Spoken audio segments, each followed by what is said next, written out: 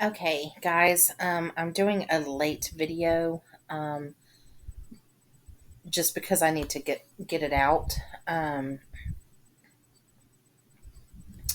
and give you what was heard and said.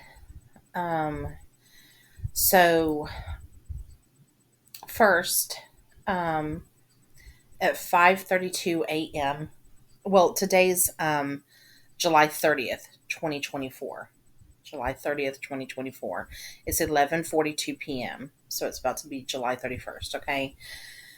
But July 30th, 2024, 5:32 a.m. um, I was having a dream. Um, and I'm going to explain how it went really quick before I let you listen to the recording so you can understand when I say what I'm saying. Okay. Um, so, um, in the first dream, I say that I'm sitting in front of Jesus. Okay. So, it's not like I see chairs. I know I'm not standing. I'm in like a sitting position or resting position. And he's sitting in front of me, like knees, not knees to knees, but, um, and we're talking. And um, all I can really see, and what I remember is what you're going to hear, but all I can see is I really don't see him, but I know that it's him. And it's kind of like in the Bible. I'll have to find the verse because some of it's kind of like in the glory, it's kind of dimmed. Okay, so it's like we see through a what is it, glass, or something like, what is it called? Not half darkly, but um, oh, it's not all clear to us half the time. I don't know how to put it. I'll find that. I'll find that verse. Okay. Um, but this is what I don't know everything that was being said. I can't remember everything that we were talking about, but um, this is what was said. Okay.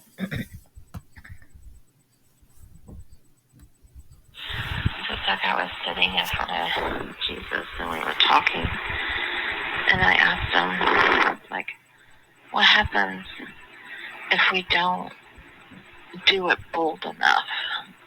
And I think I was like looking at like, it was weird because I think I was looking at like words.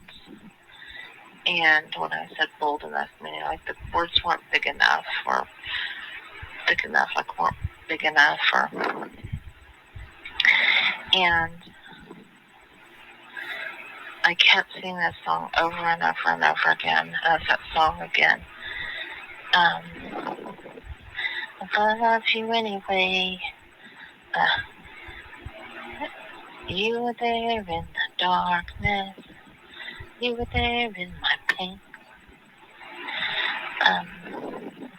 How's it go? How's it go? It's so great to finally meet you. Why was I so afraid? I'll put it on again. I don't know, I'll put it on again. Okay, so that was the first dream. Okay. Um, and I looked up the time and I got the Strongs for that. And then I'm going to read the verses that go with that. Okay, as well. Um, the second thing I remembered this afternoon that I saw is I saw a white piercing like comet streaking through the sky. And I was like, it's Haley's Comet. It's Haley's Comet. I knew it. I knew it. It's Haley's Comet or something. Um, and at some point, I mentioned Wormwood. I don't know why, but I mentioned Wormwood at some point. Okay. Um, And then I'm going to tell you the third dream, but I'm going to try and attach that because I actually recorded it when I was driving in my car. So if I can get that attached, um, or either way, you're either going to get it the way with me holding the phone and you can listen to it, or I'm going to try and attach it. But I apologize. I'm driving in the car and people were driving crazy today, guys. They just were on a mission to hurt themselves and hurt others. I don't know. So you'll get some of my reaction on people's driving. And then I almost missed my exit of where I was going and frustration there, I guess. Um, it's a family day driving, and I'm telling about the dream, so you'll get that. But um,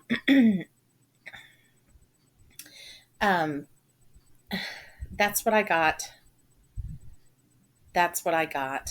Um, and the impression of what if we don't do it bold enough, meaning, I guess, stepping out for him enough boldly in this time, or being bold enough to reach others, or do what we need to do, or say what we need to say. Because I could see the words kind of like they weren't a big enough font, like, when you hit the bold function on the font, um, or things like that. And he was reminding me of that song. Um, and it started at that point, the point that you heard. I'm going to put the song in the description again. I'll probably put the name up there, but um, uh, it kind of sitting here with the part that he started reminding me about that song. It says, "You were there in the darkness, you were there in my pain," or whatever. Um, it's kind of because I was dark talking to him. It was just dimly lit, glass dimly. Is that what it is? I'm gonna find that verse. Okay, so I'll see if I can attach that other dream. If not, we're gonna hear it this way. Okay, this is my son Thomas, really quick. He had a dream as well, and it goes with my third dream you're about to hear. So I'm going to let him talk about that. Okay, so I was in a boat. I was driving the boat, and I was on this river. It was either a river, part of a lake, or like just a river. And I looked to my left on the land, and I saw like a horse stable or a horse barn, and there were a whole bunch of horses lined up with their butts sticking out toward me. And like all I saw were their horse tails, and their back legs, and their heads. And for some reason, I said, "The Book of Revelation. That's Wormwood." And that's all I remember. Okay, thank you. Okay, the reason I asked him to share that is that he had that this morning, and these are the dreams that I had this morning, and um, it's weird that we both mentioned wormwood in some part of our morning in our dreams, um, and things we were shown. Okay, um, so I just wanted him to share that. He also had a dream about Revelation. Um, and he's going to upload that. He's got his own channel to put that on. So I'll put the description or that link in the video in the description so you can go and watch that. Um, it's a really, really good one. And my daughter put some on. I'm not promoting, like, it's not glory to us, it's glory to God. But uh, he gives us dreams for reasons, and I promote everyone that gets something from the Lord. I hit like, I share on everyone's channel that gets something, or revelations from the Lord, or dreams, or visions, or so. I promote everyone to help them get theirs out, because God's word from the Bible, and the way He's speaking through dreams and visions and everything, pouring out His Spirit in these last days, needs to get out as well. So, okay, so I am going to read you really quick um, before I tell you the third dream. I'm going to read you the 532 Strongs, because it was 5:32 a.m. and I felt the need to look at it. Okay, so 532 Strong's Greek Concordance. Okay, the Strong's Concordance in Greek means unprepared, unprepared, and the verses that go with it is Acts chapter 7, verse 51, but I'll probably read it all of chapter 7. And then 2 Corinthians 9, verse 4. So I'll probably read all of 9 as well, but verse 4. But the second, it really, the reason I'm giving you this Strong's Concordance and those to go read yourself or listen to me read really quick after the third dream is because it really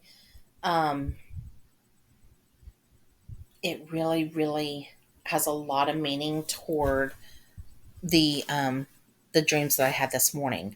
Sitting in front of the Lord and talking about that and being bold, and also the one you're about to hear. Okay, so that's the reason I'm stressing that. I'm stressing those chapters. Also, 532 in Hebrew means Ami, A-M-I. It means an Israelite, and I don't know why I always see Ami like AMI as French as a friend, right? But no, it means Israelite. That's the word for Israelite, and that's the Hebrew for 532. Okay.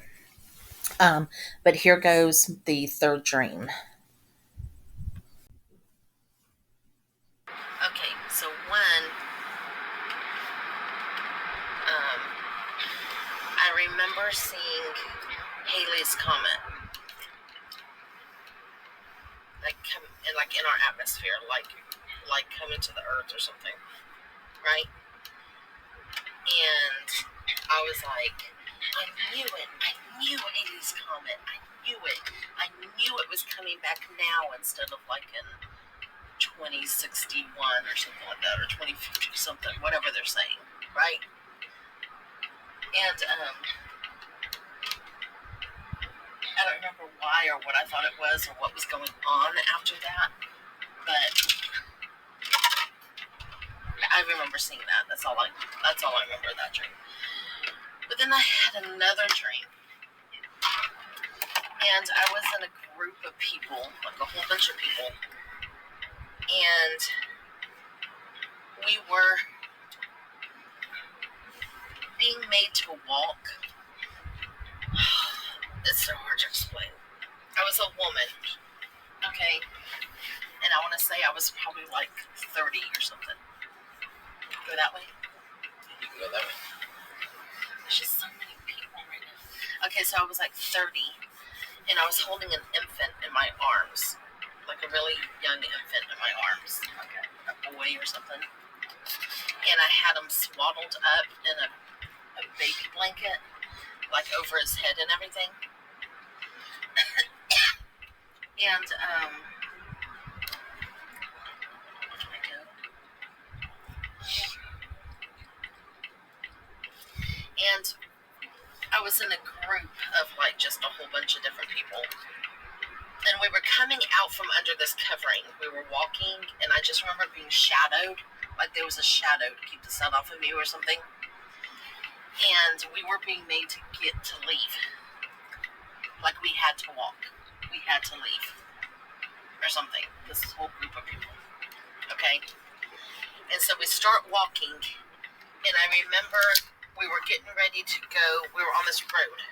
It was like, I don't know, I think it was like a dirt road or something, a gravel or dirt road.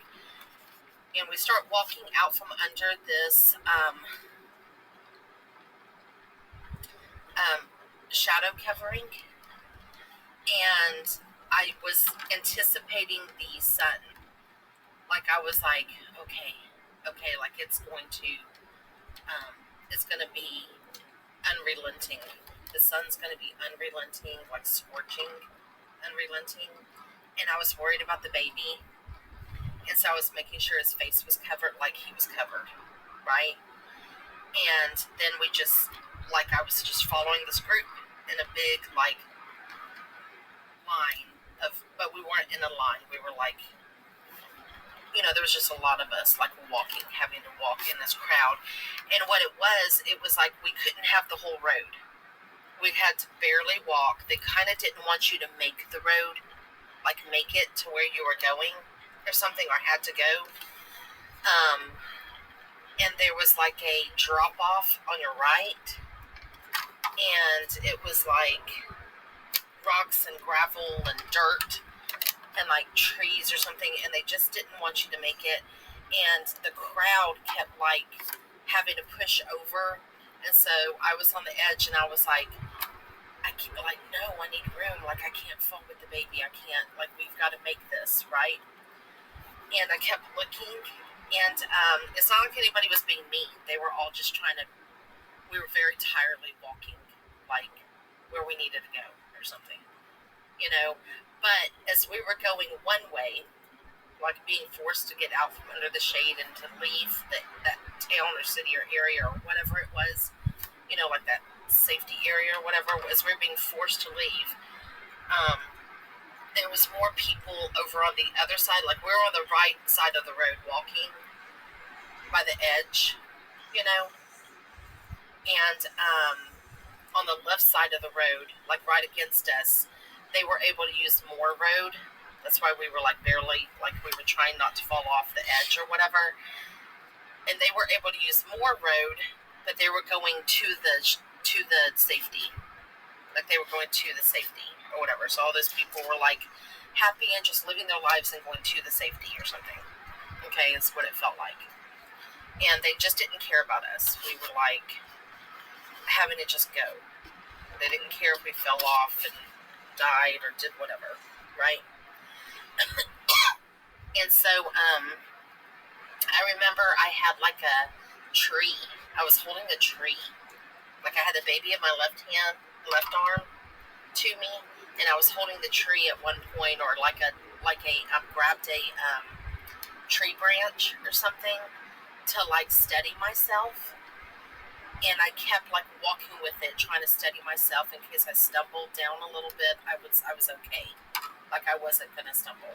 So I was holding on like a tree branch or something. It was weird. And then I remember at one point I like took the baby blanket off of the baby's face a little bit where I could see the baby, you know. And he was like awake and just kind of looking at me. And the sun, like he got a little sun, like the sun was like lighting up his face, like it was like glowing up his face or whatever. It wasn't glowing, but you know, hitting his face a little bit, like he needed a little bit of sun, you know, or whatever. And I was just like looking at him, and we kept walking. Then we ended up in this area. Okay, and when I did that, I was like singing a lullaby to him, in like a different, like it was a different, I don't think language, or it reminded me of the sound of like an Irish lullaby, right? But that's what it reminded me, like the sound of an Irish lullaby that I was singing to him. And then we ended up in this area. Okay. And then it kind of changed. Then all I remember, it was nighttime, or kind of night. It was like dusk. Okay. And I remember walking onto a porch of like a ranch home, or an older, like a home. Like it was like, it felt very cowboy days for some reason on this one. Like it felt very cowboy days. And I don't think it was different. I think we were just where we were supposed to be. Like they were like, we were like staying there for a while. Wherever it was, that's where we were living for a while, and this guy hit. He just totally came over. He's still riding my lane. I didn't even know it. He would have just sideswiped me. Oh my goodness. This person coming up too is on the, what is wrong with people driving today? Like they can't drive straight. I've almost seen 2 cars go off the road. I know, I may not use this recording. It's just going to remind me. Maybe I can cut it. Okay. Man. Sorry. Okay. So then, it was like cowboy or something. Is what it reminded me of a little bit. Okay. And I went up onto this front porch, and there was a little boy that was my son now. And he was like 3 years old. And he was in little blue jeans I think a little t-shirt. I'm not too sure, but little blue jeans. And he was so little, and he was like had the biggest like smile and eyes, and very kind-hearted. Like he wanted to take care of Mama type thing. Like we were gonna be okay. Like look, I found this, and we can be okay. Like we can eat, or we can be okay. Like I'm gonna help, right? And what he did is that he had this bowl in front of him, and he had found pennies, right? Like pennies. So I was counting a big change. And I don't remember where to go. Where do we need to turn? Right here? No.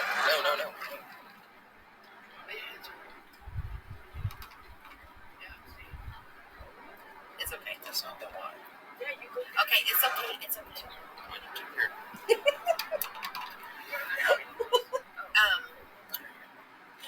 And so then, okay, so he had a bowl, and it didn't have a lot of pennies. It wasn't full, but it had some pennies. And he was taking his little hands, and he was like trying to put the pennies, like he was showing me, and he was trying to put the pennies in his little jean pockets. And so he was trying to stuff his little jean pockets to get as much in there so we could be okay, or something like that. Okay. And I remember looking behind him and seeing a trailer, like you pull behind a truck or something, okay? And seeing a trailer, and the trailer was detached from a truck, and it was just sitting there on this, whatever, by the house, kind of, and the trailer had pennies all over it, kind of like they had just hauled something and didn't get all, because they didn't care, they didn't get all the pennies off, right? And so I knew that my son had gone and taken the leftover pennies off that trailer, even though we weren't allowed to. It wasn't ours. We can't do that, even though it was like leftover pennies. They didn't care about it. It was leftover. Okay. So I was like, no, you gotta put that back or whatever, right? But he was just so happy because he was like, it's okay. Like I can help us, but I can take care of us. And he was so skinny. He was like really, really skinny. Like we were starving or something, but we were making it, right? And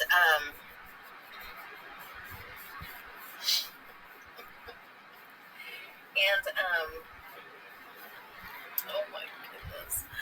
I should have let you. I know. I don't understand people driving today.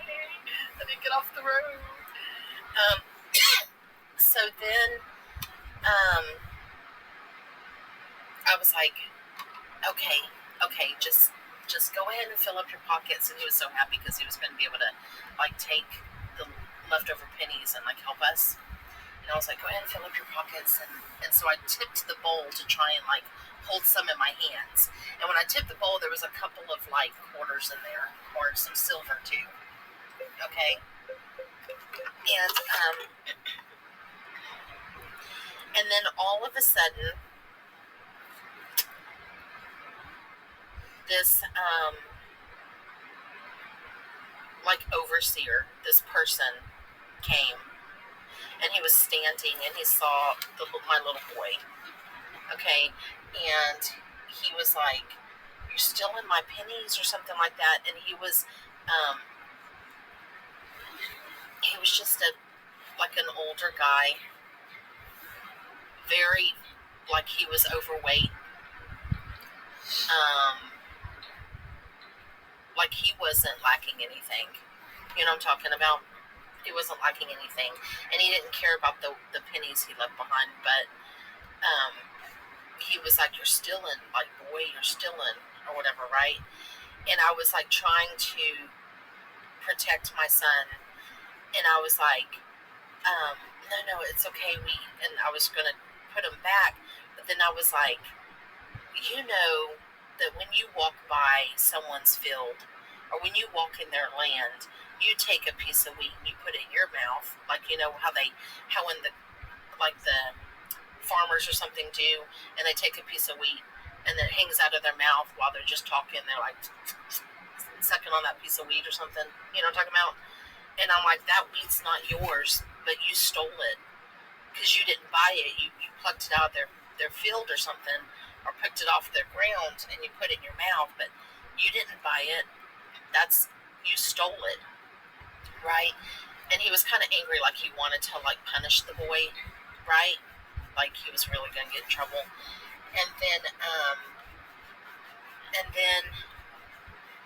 all of a sudden when I was saying that, he kind of like, I don't know, he was just mean. He kind of like softened his like whatever, and he kind of chuckled like, yeah, I guess you're right, but it wasn't like he cared. It was just like, yeah, like I'll leave it alone, whatever, you can, whatever. And then I walked down from there and I had the bowl, okay, then because he left or whatever.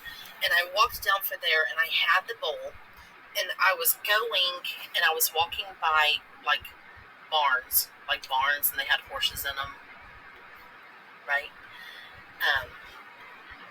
And there was things, because it was like whatever. And there was an old truck there. And I went to open up the driver's side of the truck door, and there was a guy laying on the front, like it was just maybe a one-cab truck or something. He was laying, like his feet were at the end of the driver's seat, and he had a cowboy hat on, like an old like sun hat, like using it for sun or whatever, like a cowboy hat. And I was looking for more change, like stuff that people didn't need, like laying around, like things that had been left, like more pennies, right? And so I was real quick trying to grab the pennies or whatever that I found on the ground, and I was reaching like underneath, like by the seat, underneath like the pedals on the steering wheel and everything that had fallen, like when people drive or whatever. And I was reaching and I found some pennies, like a stack of pennies and like some silver or whatever coins. And that cowboy that was laying there, that guy, that's what he reminded me of, was like a cowboy. He was like in his 20s, I think. And he was like, he wanted me to take him somewhere. I don't remember where he said, but he wanted me to take him somewhere. And I was like, no, we can't go or something. And I went to walk away, but I had on this white sweater that was kind of like longer, like this white, like cardigan sweater or something. It was weird. I don't know. And the bottom of the hem of my cardigan sweater snagged on the door. And I couldn't like walk away, and I kept trying to get it undone. And I was like, fine, like if you hurry up, I'll take you. And he got all excited, like, oh, good, like we'll go, And so he like got up to like get ready to go with me or whatever. And I think I was gonna walk into a kitchen and set the bowl down or something, and then I got woke up.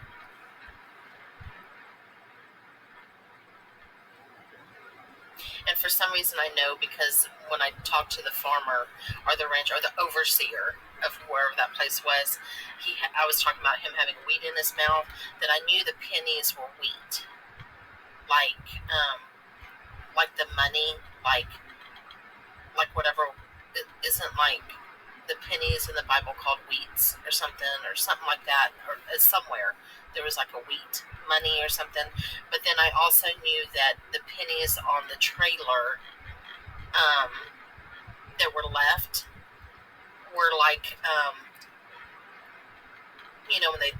when they harvest the wheat, and then whatever's left, like it kind of reminded me of at least in the Ruth, the book of Ruth, where they would harvest, and God was like, let those that are in need like come and glean from the leftovers, like take the leftovers.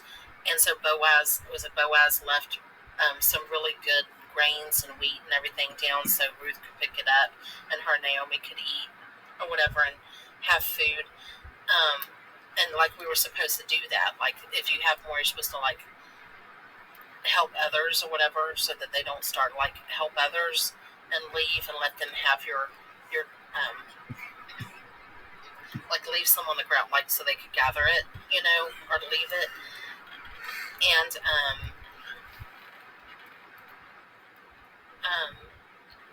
it just kind of reminded me of that. But they weren't leaving it. Like you couldn't even have their leftovers, like their gleaning of the wheat. Like you couldn't even have the leftover pennies they didn't care about. There were the wheats that they didn't care about. So you wouldn't starve. They just didn't care. Or whatever. They were like fatted to them. They were fat and fatted to themselves. And they just didn't care about you. Like you were an underclass citizen. They just wanted you to die or something.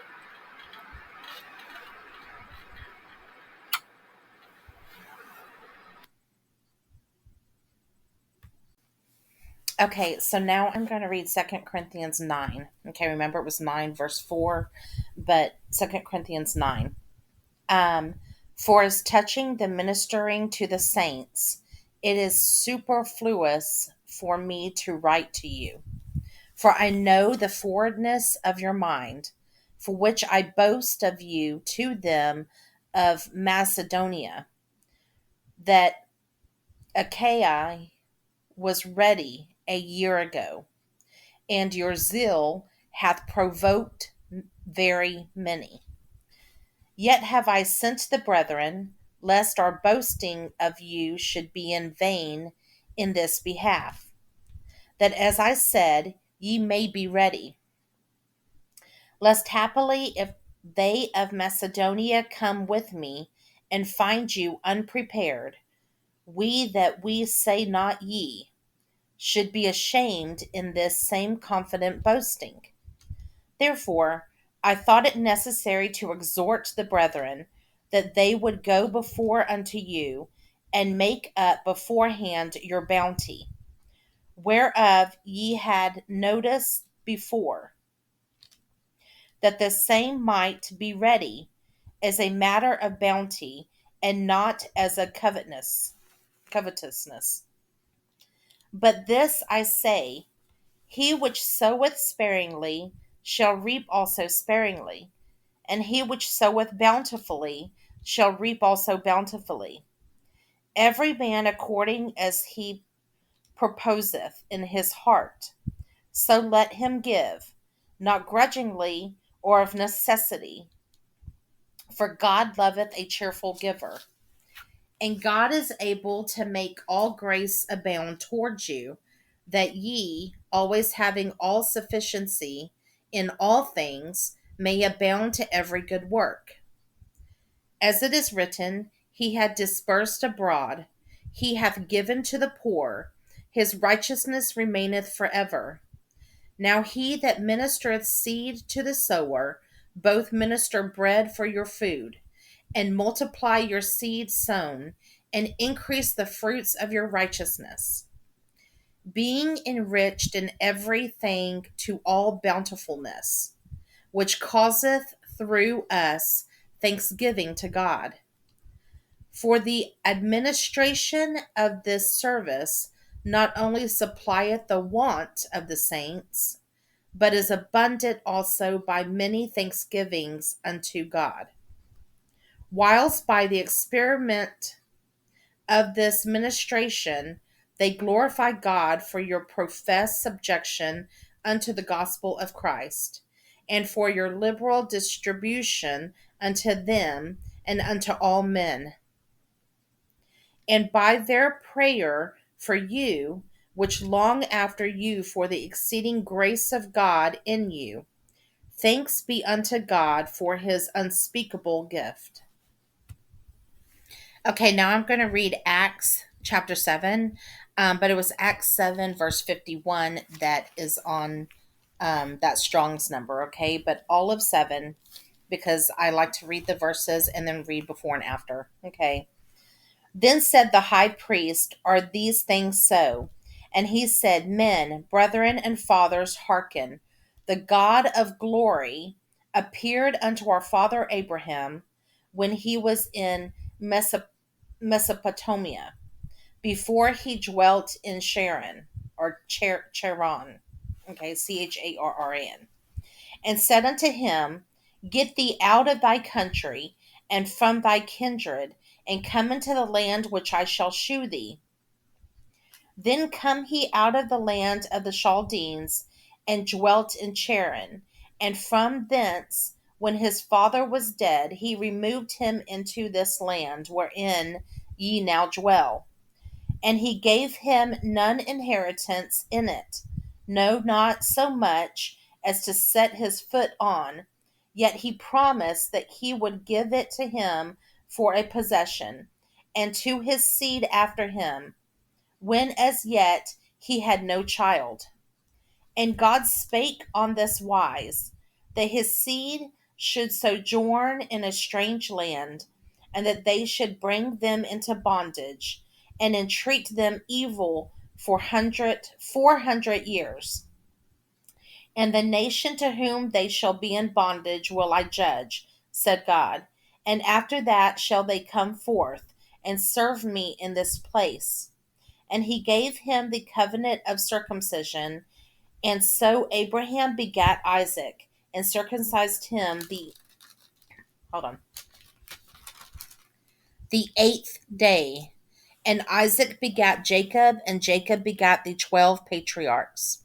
And the patriarchs, moved with envy, sold Joseph into Egypt, but God was with him, and delivered him out of all his afflictions, and gave him favor and wisdom in the sight of Pharaoh king of Egypt.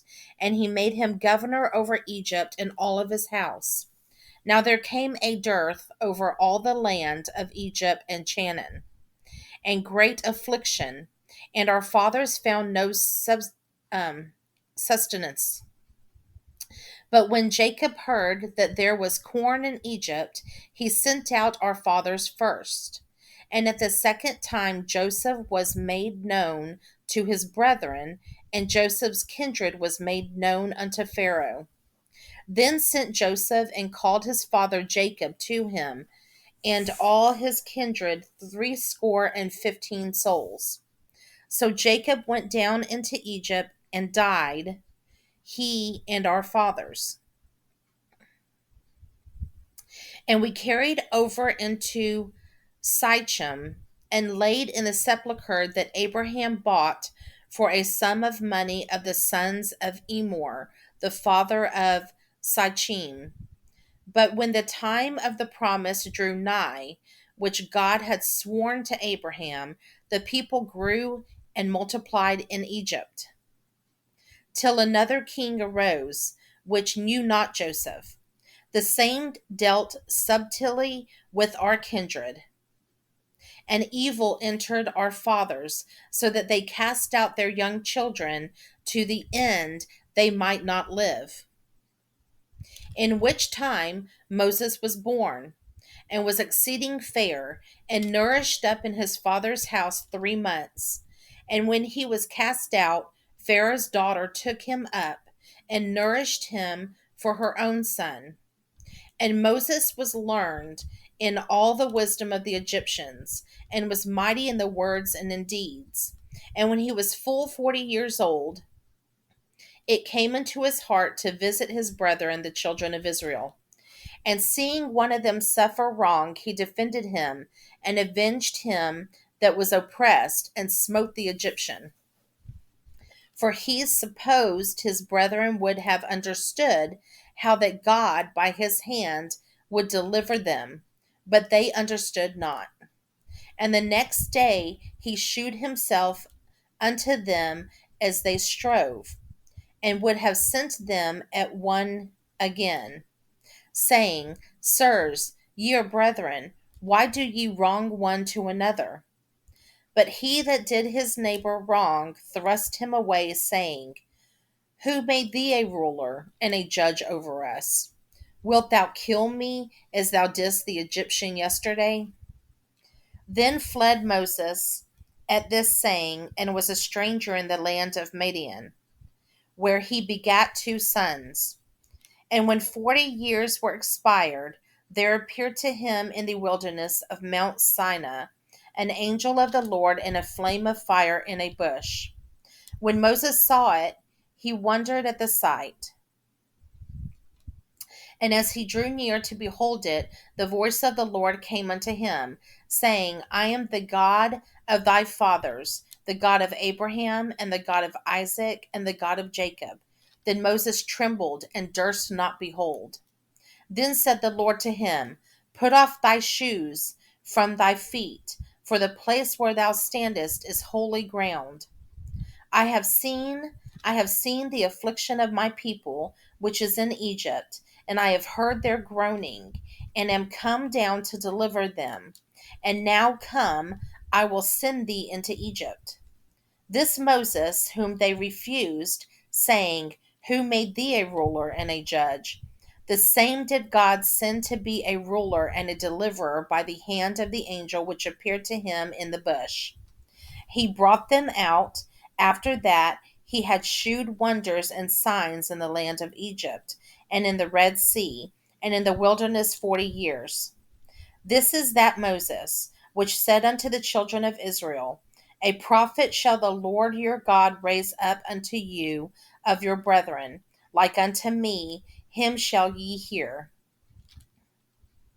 This is he that was in the church in the wilderness with the angel which spake to him in Mount Sinai, and with our fathers who received the lively oracles to give unto us, to whom our fathers would not obey, but thrust him from them, and in their hearts turned back again to Egypt, saying unto Aaron, Make us gods to go before us. For as for this Moses, which brought us out of the land of Egypt, we wot not what is become of him.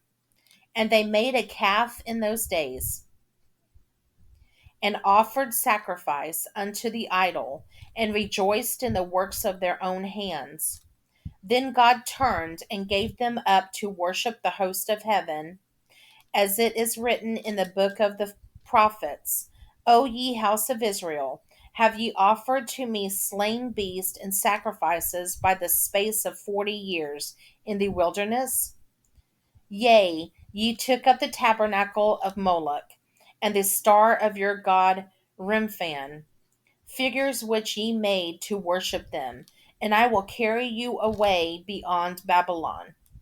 Our fathers had the tabernacle of witness in the wilderness, as he had appointed, speaking unto Moses, that he should make it according to the fashion that he had seen, which also our fathers that came after brought in with Jesus into the possession of the Gentiles, whom God drave out before the face of our fathers unto the days of David,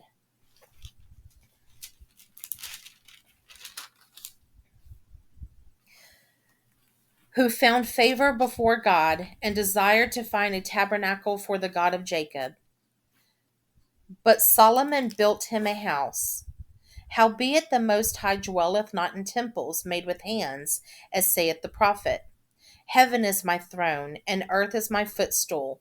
What house will ye build me, saith the Lord? Or what is the place of my rest?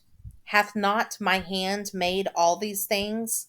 Ye stiff necked and uncircumcised in heart and ears, you do always resist the Holy Ghost. As your fathers did, so do ye. Which of the prophets have not your fathers persecuted?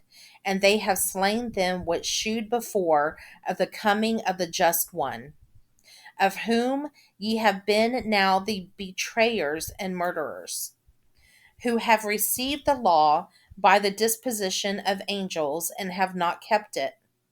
When they heard these things, they were cut to the heart, and they gnashed on him with their teeth.